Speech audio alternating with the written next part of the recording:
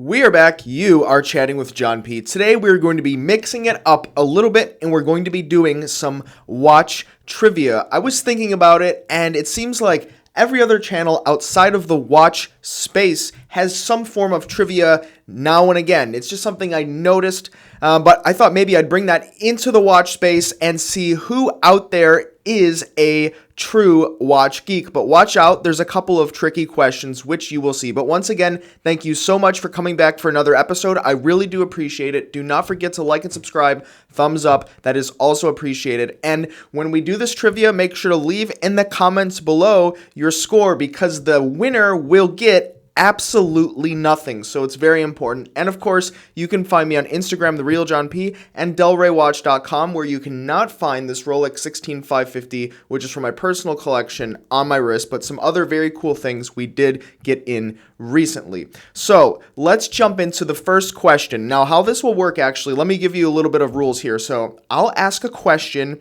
and then I'll kind of pause for a few seconds so that you can come up with an answer and you can write it down or you can just put it in your head, however you want to proceed on your end. I can't control that. You're in your house or perhaps you're on the bathroom at work avoiding doing work. That's your prerogative, but nonetheless, I'll ask the question, I'll pause, then you'll have some time to think about it and answer, and we'll continue on from there. I'm sure you get the rules. So the first one, the original Rolex company was founded in Switzerland by Hans Wilsdorf. True or false?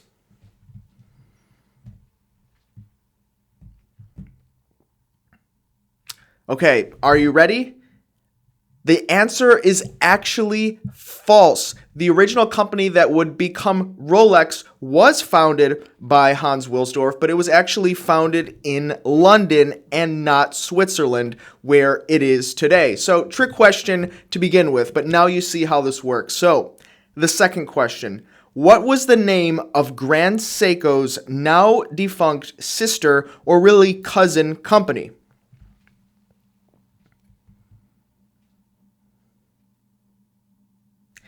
The answer is King Seiko. There were essentially two factories of the Seikosha family of companies when Seiko was in its infancy, and one of the factories decided to come out and make Grand Seiko, and the other one decided to make King Seiko, which of course is no longer a thing any longer, but of course Grand Seiko is still out there.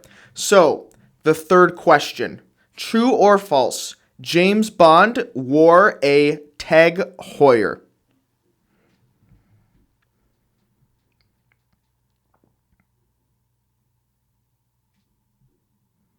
This one is also tricky. The answer is actually true. In the movie The Living Daylights, Bond wore a PVD quartz Heuer watch. Now, there's a website out there where there's a guy that specializes in James Bond, and there's some frames in this particular Bond movie, only this movie, where he can clearly be seen wearing this watch, and it's a very uncommon model pictured here, but James Bond actually wore this for a brief period in time. Now he wears Omega, which you can see the recently released Omega Bond, which is people are kind of up in arms about the retail price, or of course he started out really with Rolex, but he did wear a Tag Heuer for a tiny moment in time. The next question, now this one's a toss-up if you're a true watch geek. Which company owns Omega?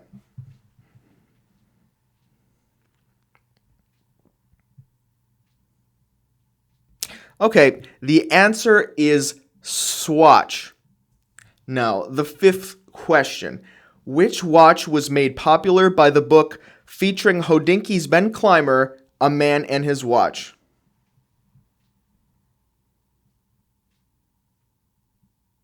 This watch is none other than the Omega Speedmaster Mark 40 with the colorful dial, which currently we have at DelReyWatch.com.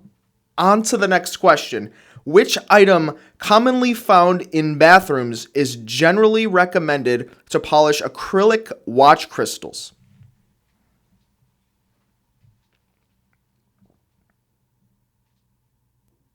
Okay, the answer is toothpaste. It only works on acrylic watch crystals, but if you put toothpaste, your normal, white toothpaste, rub it with a cloth and you rub really hard for a while, it will take a lot of scratches and micro scratches out of the crystal. How are you guys doing? Is this difficult or is it a little bit easier than you thought? I'm very curious to see how this ends up. The next question, who invented the tourbillon?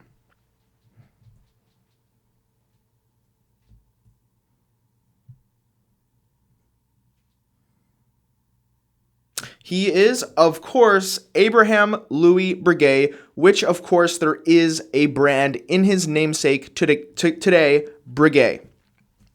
Now, the next question, which brand trademarked the first watch logo? So which brand actually trademarked their logo first out in the watch industry?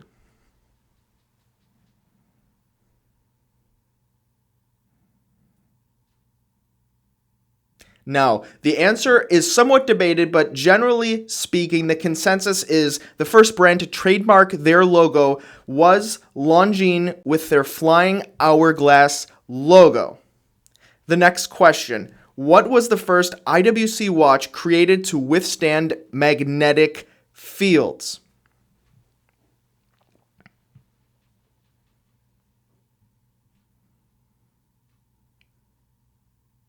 Okay, are you ready? This watch was and still is the IWC Ingénieur, which is French for engineer, which makes sense because really scientists needed the ability to withstand magnetic fields.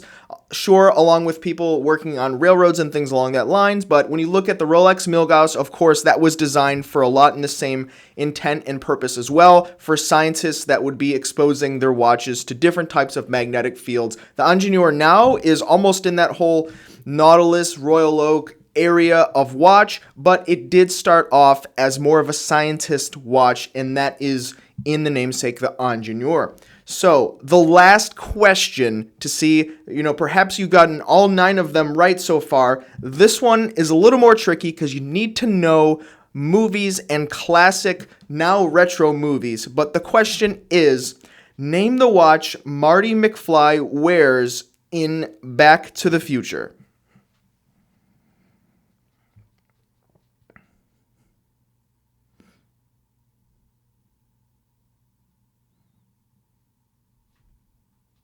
Now, this watch is a little bit more approachable compared to some of the other watches on the list, but it is the Casio Databank. Obviously, a very iconic watch, more approachable, but in the movie, he was a kid, so it makes a lot of sense, especially for the time that the movie is set in. So, guys, and the few girls that are out there that watch this, how did you do? Did you answer some of them right? Did you answer all of them right? Maybe some of these were tricky, or maybe you are a true watch geek and you answered them all correctly. Leave your scores in the comments below. I'm very curious to see how you all rank up against each other, especially on some of these zingers. And of course, thank you so much for watching, guys. Do not forget to thumbs up, like, and subscribe, and let me know if you enjoyed this trivia because we can do more different types of formats similar to this in the future. I thought it was interesting anyway. Thanks, guys, for watching. You have been chatting with John P. Ciao.